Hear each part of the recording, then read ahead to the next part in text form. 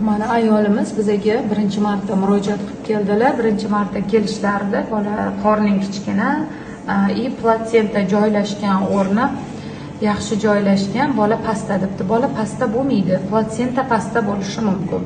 Bola pasta degan gap bu noto'g'ri gap bo'ladi. Bolani o'lchamini qachon to'g'ri qo'yiladi?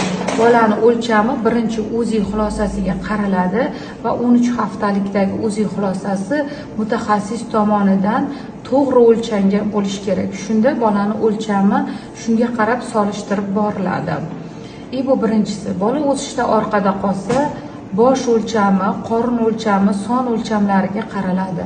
O'shanda qorin aylanasi bosh o'lchamiga nisbatan 2 haftaga kichkina beradi. O'shanda biz bola o'sishdan orqada qolgan deb hisoblaymiz.